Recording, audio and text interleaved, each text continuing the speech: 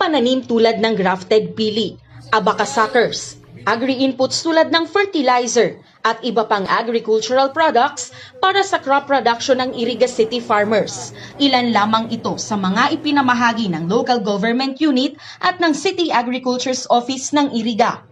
Isa ito sa mga rehabilitation program na layong matulungan makabangon ang bawat magsasaka ng lungsod. Isa sa mga nabigyan ng abaca suckers ang 62 anyos ng Barangay Santiago na si Nanay Luz. Mag-harvest na kami. Siyempre katabangan na yan. Kaya nagpapasalamat man po ako na natawag kami sa seedling. Ang grupo naman ni Barangay Kagawad Helen ng San Jose nabigyan ng hybrid rice seeds.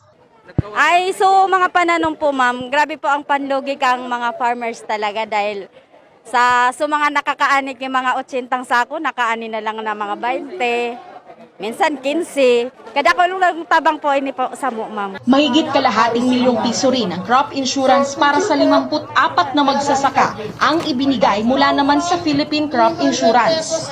Ayon kay Engineer Janice Orsiga, nakadepende sa pinsala ng mga pananim kada ektarya ang halaga na ibibigay sa bawat magsasaka. Po ito ang mga recipients, si mga farmers, ini-encourage me po gabos na magpa-insured and magparehistro po muna sa RSBSA, Registry System for Basic Sector in Agriculture, kasi siya po ang entry point kang gabos po na projects from the Department of Agriculture. Binigyan din rin ng alkalde ang importanteng papel na ginagampanan ng mga magsasaka sa lungsod.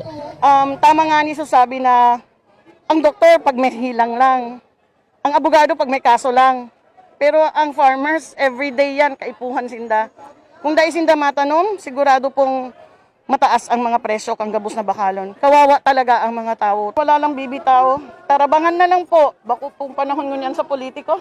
Konsideradong agricultural city ang Iriga, kaya naman sinisiguro ng LGU na nabibigyan ng sapat na atensyon ang sektor ng mga magsasaka.